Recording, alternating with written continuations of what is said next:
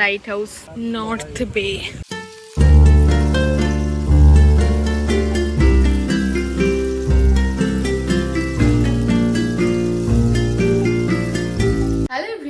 Good morning, welcome back to another new blog, another new day. চলো শুরু করা যাক আরও একটা নতুন ব্লগ। আজকে 8টা বাজছে, তো আমরা সকাল সকাল রেডি হয়ে গেছি। এবার উপরে যাব, ব্রেকফাস্ট করব, দেন বেরিয়ে যাব। আজকে আমাদের ডেস্টিনেশন হলো রস আইল্যান্ড আর নর্থ বে। নর্থ বেতে গিয়ে আমরা ওয়াটার অ্যাক্টিভিটিসগুলো করব। সো আজকে নতুন কিছু এক্সপিরিয়েন্স করতে যাচ্ছি, তার জন্য সুপার ডুপার এক্সাইটেড। এদিকে দেখো জ্যোতিও রেডি হয়ে চলে এসছে। তো চলো বেরোবো একটু পরেই। আর বলো, তো এখানকার টেম্পারেচার মানে প্রচন্ড প্রচন্ড গরম। এখানে 28 ডিগ্রি 29 ডিগ্রি এরকম চলছে। হ্যাঁ ভালোই তো, খারাপ কবে লাগছে? চলতে আমি এমনি করেই বেরিয়েছি, ভালো লাগছে। মিথ্যি লাগছে। হার পরে পরবো, পড়িস না, আমার ভালো লাগছে। গোল্ডেন কালার তো সিলভার হার নেই তো। একটা কিছু পর, নাহলে গলাটা ফাঁকা ফাঁকা লাগছে। এটার সঙ্গে ম্যাচ হয়ে গেছে, ভালো লাগছে। হ্যাঁ, তো এখানকার টেম্পারেচার অনেকটাই, ও মা কি সুন্দর। এখানকার টেম্পারেচার অনেকটাই বেশি। দিনের বেলাতে 28 ডিগ্রি 30 ডিগ্রি এরকম চলছে, আর রাতেতে দারুণ ওয়েদার, পুরো ঠান্ডা হাওয়া দিচ্ছে। এমনি তো যদি আমরা উপরে যাচ্ছি, যেখানে আর কি হ্যান্ড ওয়াশের জায়গা আছে, ওই জায়গাটা একটু ফাঁকা, তো ওখানে এত সুন্দর হাওয়া আসছে না, মানে মন প্রাণ সব জুড়িয়ে যাবে। ব্লগের ইন্ট্রোতেই অনেক বক বক করে ফেললাম। তো চলো আজকে সারাদিন কি করছি না করছি সবটাই শেয়ার করবো। ব্লগটা স্কিপ না করে দেখতে থাকো। আই হোপ কি ব্লগটা দেখতে তোমাদের ভালো লাগবে। আমাদেরকে গাড়ি একটা স্পটে নামিয়ে দিয়েছে, তো এখান থেকে আমরা বোটে করে যাব রস আইল্যান্ড, আর তারপর যাব নর্থ বে। তো বোটওয়ালা ডিসাইড করবে কি আমাদের ফার্স্টে কোথায় নিয়ে যাবে, রস আইল্যান্ডে না নর্থ বেতে। নর্থ বেতে আমরা সব ওয়াটার অ্যাক্টিভিটিসগুলো করবো। দ্যাটস ওয়াই আমার তো ইচ্ছা আছে ফার্স্টে আমরা রস আইল্যান্ডটা ঘুরে নেবো। তো আমাদের খাবার প্যাকেট এখনই দিয়ে দিয়েছে। খাবার প্যাকেটগুলো নেওয়ার জন্য এখানে আজকে বিশাল হাট বসেছে। সবজির হাটই মেন আপাতত দেখতে পাচ্ছি। এখানে দেখো দুপাশে প্রচুর বাজার বসেছে, প্রচুর সবজি, আরো অনেক অ্যাক্সেসরিজেরও রয়েছে। তুই যেরকম পড়েছিস ওরকম ছিল ওখানে স্ট্যান্ডে, কিন্তু লোক দেখতে পেলাম না যে কে বিক্রি করছে। আরে হাতে যে ব্রেসলেটটা পরেছিস। আজকে হাটবার ছিল, তার জন্য গাড়ি আর ভিতরে আসলো না, আমাদের মেন রাস্তার উপর নামিয়ে দিল। ওখান থেকে প্রায় 1/2 কিলোমিটার রাস্তা আমরা হেঁটে আসলাম। তারপরে এই যে সামনে গেটটা দেখতে পাচ্ছ, ওখানে আমাদের চেক ইন হলো। গ্রুপে কতজন আছে পুরো গুনে গুনে চেক করে তারপরে আমাদের এন্ট্রি হয়েছে। তো এখন ডিসাইড করা হচ্ছে যে আমরা কে কি ওয়াটার অ্যাক্টিভিটিস করব। আর হ্যাঁ, আমাদের যে সব ব্রেকফাস্ট দিয়েছে, সামনে যে গাড়িটা দেখতে পাচ্ছ ওই গাড়ির ডিকির মধ্যেতেই সব রাখতে বললো। আমরা ওয়াটার অ্যাক্টিভিটিস করব, তো সেই সমস্ত কিছু ডিটেলস একজন গাইড আমাদের পুরো বুঝিয়ে বললেন। তারপর আমরা ডিসাইড করলাম। तो नॉर्थ बे आइलैंड जो होता है, वो आइलैंड में लोग जाते हैं एक्टिविटी करने के लिए। वहाँ पे जो भी एक्टिविटी चल रही है वो सब के बारे में आपको ब्रीफ कर देंगे। जो भी एक्टिविटी का जो भी बुकिंग्स होगा वो आपको यहाँ से लेके जाके नॉर्थ बे पे आपको टिकट शो करके आपको एक्टिविटी करनी है। तो पहले आपको रॉस आइलैंड के बारे में बता देते हैं। तो रॉस आइलैंड जो एक हिस्टोरिकल प्लेस है, जब यहाँ ब्रिटिश आई थी उनका वो हेडक्वार्टर था, और अंडमान निकोबार कैपिटल। वहाँ पे आपको देखने के लिए उनके बनाई हुई जो मॉन्यूमेंट्स होती है, जो पुरानी जो बिल्डिंग्स होती है, वो सब आपको वहाँ पे देखने के लिए मिलेंगे। सारी मॉन्यूमेंट्स का सामने साइन बोर्ड लगाया गया है कि वो कौन सा यूज के लिए वो टाइम में बनाई गई है। वही सेम बोर्ड वहाँ से आपको डायरेक्टली लेके जाएगा नॉर्थ बे आइलैंड के लिए। तो नॉर्थ बे आइलैंड जो इससे पहले भी आपने सभी ने देखा होगा और आपका डेली यूज में भी आता है। आपने देखा इससे पहले कभी नॉर्थ बे आइलैंड को? ये हमारा जो इंडियन रुपीज 20 रुपए का जो नोट है ना, पुराना वाला लाल कलर का जो नोट है, इसके बैक साइड में जो आइलैंड का फोटो दिख रहा है ना, यही है नॉर्थ बे आइलैंड। खासियत है, कुछ इंपॉर्टेंस उसकी वजह से ही दिया गया है। आप लोग जो इतनी दूर से जो मेरीन लाइफ जो देखने के लिए आते हो ना, जो कोरल फीचर्स जो देखने के लिए आते हो, वो आपको मैक्सिमम और वैरायटी ऑफ जो कोरल फीचर्स आपको ये आइलैंड में देखने के लिए मिलेंगे। ফাইনালি আমরা ডিসাইড করে নিয়েছি যে আমরা কি কি ওয়াটার অ্যাক্টিভিটিস করব, আর তার জন্য টিকিটও কাটা হয়ে গেছে। আমরা স্কুবা ডাইভ করব আর প্যারাসেলিং করব, তো তার জন্য সমস্ত কিছু সর্টেড হয়ে গেছে। এবারে বোটে করে নিচে যাব, মোস্ট প্রবাবলি আগে রস আইল্যান্ড যাব, তারপর নর্থ বে যাব। এখান থেকেই আমরা বোর্ডে চাপবো। আমাদের গ্রুপে টোটাল 8 জন আমরা স্কুবা ডাইভ আর প্যারাসিলিং করব। যে দুটো টিকিট দেখালাম ওই দুটোতে শুধুমাত্র আমাদেরই রয়েছে, বাদবাকি সবাই সাবমেরিন আরও আদার্স কিছু করবে, তো সেইটার আলাদা টিকিট হয়েছে। ফার্স্টে ভেবেছিলাম যে এই বোর্ডে চাপবো, পরে দেখলাম যে এটা আমাদের বোর্ড না, ওই বোর্ডটা বেরিয়ে গেল, তারপরেই আমাদের বোর্ডটা আসলো, তো আমরা এখন বোর্ডে চেপে পড়েছি। তো চলো সমুদ্রের সৌন্দর্যতা দেখতে দেখতে আমরা যাব রস আইল্যান্ডে। এবারে বলি একটা কথা, তো আমাদের যিনি বোট চালক ছিলেন উনি বলছিলেন প্রথমে আমাদের নিয়ে যাবে নর্থ বেতে ওয়াটার অ্যাক্টিভিটিস করার জন্য, তারপর রস আইল্যান্ডে নিয়ে যাবে।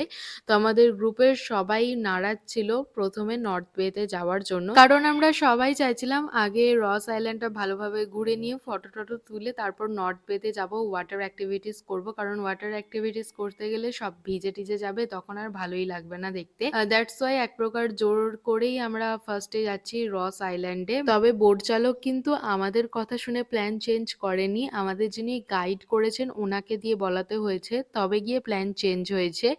আমরা পরে যে জিনিসটা রিয়েলাইজ করলাম যে উনি আগে নর্থ বেতে কেন নিয়ে যেতে চাইছিলেন। আমরা রস আইল্যান্ডে ছিলাম প্রায় 1.5 ঘন্টা, তো বোট বন্ধ ছিল কারণ সমুদ্রের জল বেড়ে গিয়েছিল, আবহাওয়া খারাপ হয়ে গিয়েছিল। একটা সময় তো এটাও ডিসাইড হলো কি আমরা আর নর্থ বে যাব না, আমাদের ওয়াটার অ্যাক্টিভিটিস আর হবে না করা, তখন তো মনটা প্রচণ্ড খারাপ হয়ে গেছিল।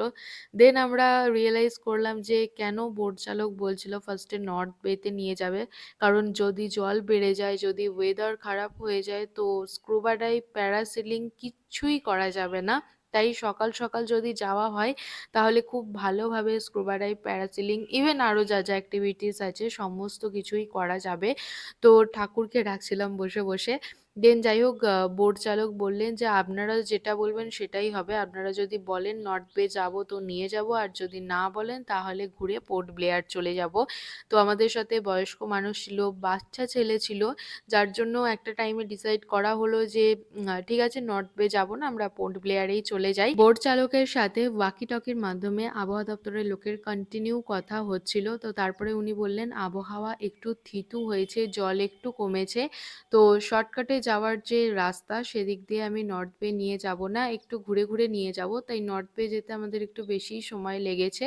যাই হোক, তো লাস্ট অবধি হলেও আমরা একটা সময় যেটা হয়েছিল যে আমরা পুরো আশা ছেড়ে দিয়েছিলাম যে কোনো ওয়াটার অ্যাক্টিভিটিস করতে পারবো না, তো লাস্ট অবধি ওয়াটার অ্যাক্টিভিটিস করতে পেরেছি, যেটা জীবনের সব থেকে সেরা মুহূর্ত। ওয়াটার অ্যাক্টিভিটিসের কিছু নিয়ম কানুন আছে, তোমরা তো দেখলেই বোটে চাপার আগে আমাদের টিকিট কেটে নিতে হয়েছে, আর হ্যাঁ আমাদের পেমেন্টও করে দিতে হয়েছে। এবার নর্থ বেতে গিয়ে যদি আমরা ওয়াটার অ্যাক্টিভিটিস না করতে পারি, অর্থাৎ যদি ট্রায়াল দিয়ে যদি কমফোর্টেবল না লাগে, যদি ওয়াটার অ্যাক্টিভিটিস না করি, সেক্ষেত্রে আমাদের 500 কি 1000 টাকা কেটে বাকি টাকাটা ফেরত দেবে। এরকম প্রত্যেকটা ওয়াটার অ্যাক্টিভিটিসের ক্ষেত্রেই মানে সেম নিয়ম। এই মুহূর্তে জলের অবস্থাটা জাস্ট একবার দেখো, সমুদ্রের জল পুরো উথাল পাথাল করছে।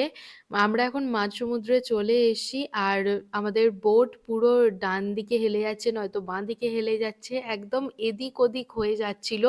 এখন হয়তো জলটা দেখে তোমরা খুব একটা বুঝতে পারবে না, যখন বোটটা দেখাবো কিছুক্ষণ পর দেখাচ্ছি, দাঁড়াও, বোটটা যখন দেখবে তখন বুঝতে পারবে যে বোটটা কিরকম হচ্ছিল। এই মুহূর্তে বোটটা স্রোতের উল্টো দিকে যাচ্ছে, তবে হ্যাঁ প্রতিটা মোমেন্ট আমি ভীষণ এনজয় করেছি, আমার তো খুবই ভালো লাগছিল। অনেকেই ভয় পাচ্ছিল, ইভেন কান্নাকাটিও করছিল।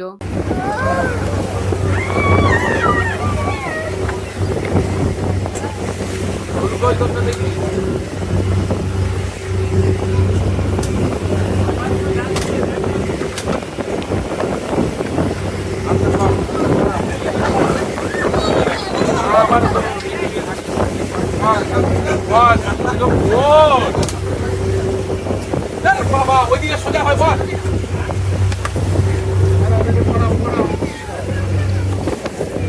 আমরা রস আইল্যান্ডে পৌঁছে গেছি, জাপানিজ বাঙ্কার। তো রস আইল্যান্ডে প্রচুর হরিণ আর ময়ূর আছে, হরিণ পুরো কাছে কাছে চলে আসে আর হরিণ নিয়ে ফটোশুটও করা যায়। এই দেখো, এটা হচ্ছে জাপানিজ বাঙ্কার, এটারই বাইরেটাতে লেখা আছে জাপানিজ বাঙ্কার। এটা এই দেখো, এখানে একটা হরিণ। তাহলে 3টে গাড়িতে 1920 টাকা লাগবে। এই জায়গাটাতে দেখো কতগুলো হরিণ।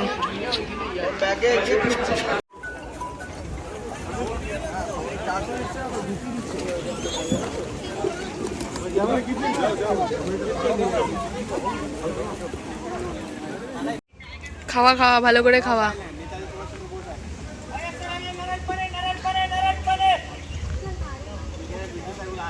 ওই গো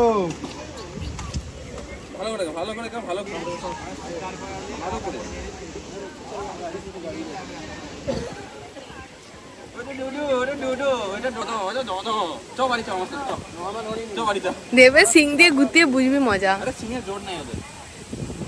হরিণগুলো কি সুন্দর কাছে কাছে ঘুরে বেড়াচ্ছে দেখছো, আমার তো খুব ভয় লাগছিল। আমরা এখানে এসেও ডাব খেয়েছি, তো আমি ডাবটা জাস্ট হাতে নিয়েছি আর একটা হরিণ চলে এসেছে আমার কাছে খাওয়ার জন্য, আর আমার তো ভয়ে হয়েই গেছে, কারণ অত বড় বড় শিং যদি মেরে দেয় তো হয়েই গেল। ভয়ে আমার হাত থেকে ডাবের অর্ধেক জলই পড়ে গেল। এনিওয়েজ, এখানে হরিণদেরকে কিচ্ছু খেতে দেওয়ার নিয়ম নেই, শুধুমাত্র ডাবের শ্বাস খাওয়াতে পারো, তাছাড়া আর কিচ্ছু খেতে দেওয়া যাবে না। তবে এই জিনিসটা খুবই ভালো লাগলো, হরিণগুলো নিজেদের মতো ঘুরে বেড়াচ্ছে, কোনো রকম কোনো খাঁচা বা বদ্ধ জায়গার মধ্যে নেই। আমাদের এরকম ইলেকট্রিক গাড়ি করা হয়েছে, তো এরকম ইলেকট্রিক গাড়ি করে আমরা রস আইল্যান্ডটা ঘুরবো। আর এদিকে প্রচুর হরিণ আছে, বাট আমার ভীষণ ভয় লাগছে। এই তো চেপে পড়লাম এই কারে, এক একটা এই কারে ওই 7 থেকে 8 জন মতো ধরবে। তবে হ্যাঁ, খুব বেশি দূর রাস্তা নিয়ে যায়নি, আমাদের এদিক ওদিক স্পটগুলো দেখাতে দেখাতে মোটামুটি 1/2 কিলোমিটারের একটু কম হবে রাস্তা অবধি নিয়ে গেল। এই জায়গাটা আমরা হেঁটেও ঘুরতে পারতাম, বাট হাতে তো খুব একটা টাইম ছিল না। হেঁটে ঘুরতে গেলে মোটামুটি 45 মিনিট থেকে 50 मिनट মতো সময় লাগবে। से देखिए ये पहला वाला बिल्डिंग था, ये पेंटिंग प्रेस था, उसके बगल में एक पावर हाउस। इस पावर हाउस को 1814 में बनाया गया था। ये सुनामी और भूकंप का टाइम डैमेज हो गया। पावर हाउस का पीछे एक छोटा सा स्विमिंग पूल आप लोग रिटर्न में के देख सकते हैं। इधर राइट साइड है, ये पहले टेनिस ग्राउंड वगैरह था, अभी लाइट एंड साउंड से बना दिया है। बेकरी था, इस बेकरी को लाइट एंड साउंड में यूज करता है। लेफ्ट साइड ऊपर में ये resident of colonel Edison supply officers था।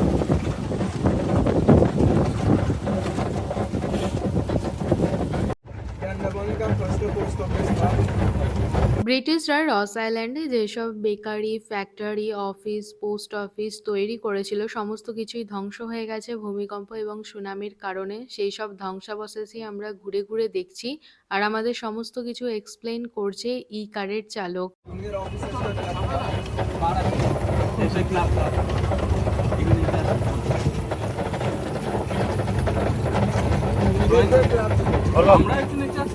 চলো राइट साइड ऊपर में चर्च था, ये प्रेस्बिटेरियन चर्च था 1814 का।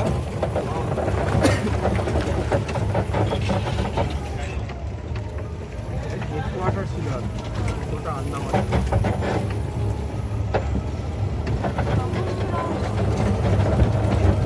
एंजल था।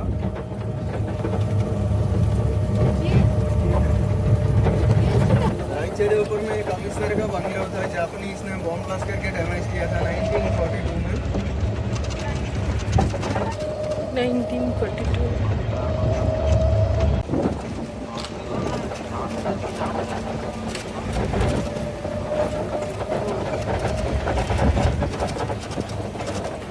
राइट साइड ये ट्रूप्स बैरक है, ये ब्रिटिश ऑफिसर्स का रहने का घर था। ये पूरा लास्ट तक पूरा बैरक ही था, इसमें 165 तक ब्रिटिश ऑफिसर्स था। ये राइट में क्या है? पूरा इधर पूरा लास्ट तक बैरक।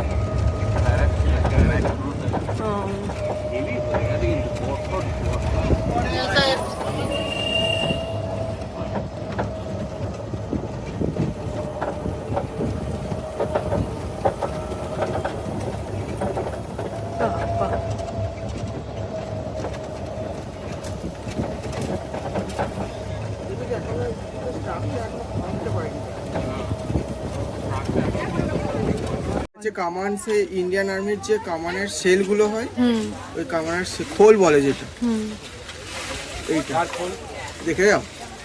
এটা লাইট হাউস, ভিউটা দেখো জাস্ট অসাধারণ। পুরনো 20 টাকার নোট। দাদা দেখাচ্ছি এই যে এইটা দেখো, এই যে এইটা দেখো, এইটা দেখো, এ দেখো তাল গাছ, এ দেখো নদী, ওই দেখো নদী, এটা নদী নদী মানে সরি সরি মানে ইয়ে কি বলে ওইটা সমুদ্র। সমুদ্র সমুদ্র সমুদ্র। এই তো 20 টাকার নোটে যেটা যেই ছবিটা দেখতে পাচ্ছ ওইটা পুরোনো 20 টাকার নোটের পিছনে যে ছবিটা আছে সেই ছবিটা রস আইল্যান্ডেরই। ওই স্পটটা তো তোমাদের সাথে শেয়ার করলামই। তারপর কিছু ফটোশুটও করলাম, ওখানে বেশিক্ষণ থাকতে পারিনি। তো এখন আমরা আবার ই কার বুক করেছি, ই কারে করে নেমে যাচ্ছি। উপরে একজন মালাই কুলফি বিক্রি করছিলেন, ওনার থেকে মালাই কুলফি কিনে খেলাম, দারুণ টেস্টফুল। এই দেখো লাইট অ্যান্ড সাউন্ডের একদম অপোজিটেই বেকারি ফ্যাক্টরি। যাওয়ার সময় বেকারি ফ্যাক্টরিটা খুব একটা ভালোভাবে ক্যাপচার করতে পারিনি, তাই ফেরার সময় একটু ভালোভাবে দেখিয়ে দিলাম। রস আইল্যান্ডের লাইট অ্যান্ড সাউন্ডের যে ব্যবস্থাটা করা আছে সেটা শুধুমাত্র ভিআইপিদের জন্য। এখানে এসে প্রচুর প্রচুর হরিণ দেখেছি, কিন্তু ময়ূর একটাও দেখতে পাইনি। তবে হ্যাঁ, শুনলাম একটা ময়ূর ছিল জঙ্গলের ভিতরে, সেটা আমি দেখতে পাইনি, ক্যাপচার করা তো দূরের কথা। তো চলো এবারে নেমে পড়বো, আর এবার হলো সেই ওয়েট করার পালা, কখন জল কমবে তারপরে গিয়ে আমরা যেতে পারবো নর্থ বেতে। রস আইল্যান্ড গোটাটাই আমরা ইলেকট্রিক গাড়ি করে ঘুরে নিয়েছি, আর এখন একটু এদিক ওদিক ঘুরছি। এখন আমাদের যে বোটে করে এলাম ওই বোটটা ছাড়বে না। ছাড়বে না বা স্ট্যান্ড বাই টাইম বুঝলো না, স্ট্যান্ড বাই যেতে ওয়েদার ঢেউ প্রচুর, অত ঢেউতে যাবে কি করে? সেটাই। তো এরপরে আমরা নর্থ বেতে যাব ফর অ্যাক্টিভিটিস। চলো এখন একটু আশপাশটাই ঘুরে দেখি। 20 টাকার পুরোনো 20 টাকার নোটের পিছনে যে ছবিটা রয়েছে সেটা তো তোমাদেরকে দেখালামই। রস আইল্যান্ডের এক্স্যাক্ট কোন জায়গাটাতে সিমিলার ছবি রয়েছে। এটা কিসের দোকান না?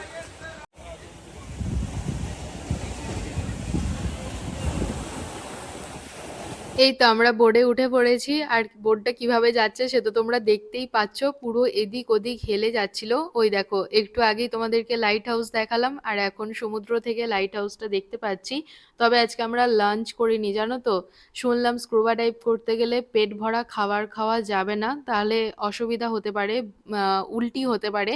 তার জন্য আমরা ভয়ে লাঞ্চ করিনি। নর্থ বের কাছাকাছি চলে এসেছি তখনই বুঝতে পারলাম, যখন আমরা এই বর্ডারটা দেখতে পেলাম।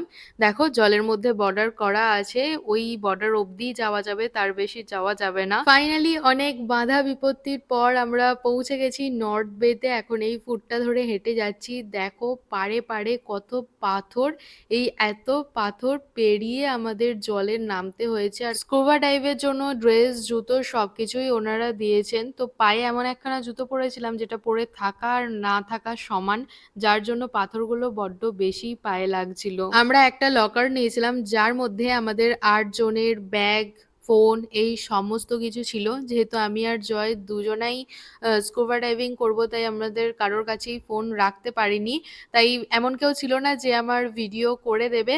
তো ওনাদের ক্যামেরায় যা ভিডিও হয়েছে সেটাই আমি তোমাদের সাথে শেয়ার করব। স্কুবাতে যাওয়ার আগে একটা ফর্ম দিয়ে দিয়েছিল, যেটা পুরোপুরি ফিল আপ করে নিয়েছি। আর হ্যাঁ, ওখানে সাইনও করতে হয়েছে, যদি কিছু প্রবলেম হয় তাহলে ওনারা দায়ী থাকবে না, এটা স্বাভাবিক ব্যাপার, যেটা করতেই হবে।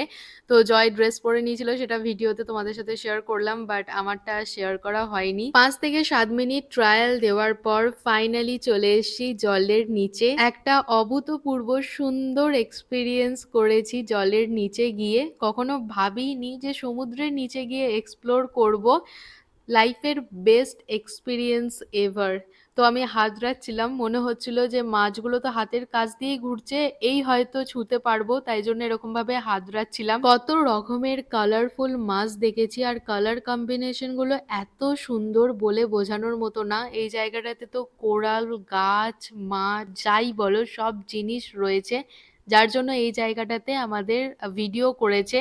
কিন্তু এই জায়গাটা ছাড়াও আমরা আরো অনেকটাই ঘুরেছি, সেইগুলোর ভিডিও নেই। সেখানে আমি একটা সাপও দেখেছি। আর হ্যাঁ, ভীষণ ভীষণ ভীষণ এনজয় করেছি। আমরা জলের 40 ফুট নিচে গিয়েছিলাম। আচ্ছা, এর মধ্যে আরো একটা কথা বলে রাখি, আমি তো চশমা পরি, আর আমার চশমার প্রচুর পাওয়ার। তো আমি ভাবছিলাম যে চশমা পরে আমি নামতে পারবো নাকি। ইভেন অনেকজনকেই জিজ্ঞাসা করছিলাম, না সেইভাবে কেউ ঠিকঠাক বলতে পারছিল না, তাই আমি লেন্স পরে গিয়েছিলাম। তবে একটা ভয় ছিল, যদি জল ঢুকে যায়, লেন্স যদি খুলে যায় তাহলে তো প্রবলেম হয়ে যাবে। মানে চশমা ছাড়া আমি কিছুই দেখি না, এটা হলো সত্যি কথা। তো লেন্স পরে গিয়েছিলাম, আর যে গ্লাসটা পরেছিলাম না তাতে কিচ্ছু অসুবিধা হয়নি। আর যাদের চশমা আছে তারা নিশ্চিন্তে স্কুবা ডাইভ করতে পারবে।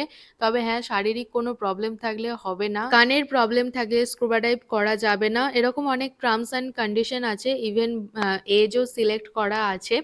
যাই হোক, তো আমরা দুজনাই লাইফের বেস্ট এক্সপিরিয়েন্স করেছি সমুদ্রের নিচে গিয়ে। সমস্ত ওয়াটার অ্যাক্টিভিটিস 3:30-র মধ্যে কমপ্লিট হয়ে যায়, 3:30 বেজে গেলে আর কিছু হয় না। তবে আমরা শুধুমাত্র স্কুবা ডাইভই করতে পারলাম। আর হ্যাঁ, আমরাই লাস্ট ছিলাম, আমাদের পর সমস্ত কিছু ক্লোজ হয়ে গেল। ওয়েদারের জন্য আর প্যারাসিলিং করতে পারলাম না, এটা একটা আফসোস রয়ে গেল। যাই হোক, যেটা করেছি সেটা ভালোই হয়েছে। আর হ্যাঁ, প্যারাসিলিংটা যেহেতু আমরা করতে পারিনি তার জন্য কিন্তু আমাদের টাকা রিফান্ড করে দিয়েছে। এখন আমরা ফিরছি পোর্ট ব্লেয়ারে। আমাদের আজকে লাঞ্চে দিয়েছিল জিরা রাইস আর সিম্পল ডিম আলুর ঝোল। সেই সকালবেলায় লাঞ্চ বানিয়ে প্যাক করে দিয়েছে।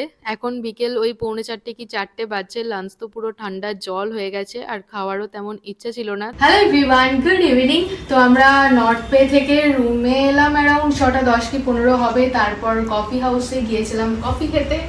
দেন এসে ফ্রেশ হলাম, স্নান করলাম, শ্যাম্পু করলাম, কারণ স্কুবা ড্রাইভ করেছি তো সমুদ্রের নিচে নেমেছিলাম, চুলটা পুরো চিটচিটা হয়ে গেছিলো তার জন্য। তো এখন ফ্রেশ হয়ে নিয়ে এখন যাচ্ছি আমি উপরে, আমাদের স্ন্যাক্সে চাউমিন বানিয়েছে সেটা খাবো। আর হ্যাঁ, আজকে আমাদের টিমেরই একটা পুচকির আছে বার্থডে সেলিব্রেশন।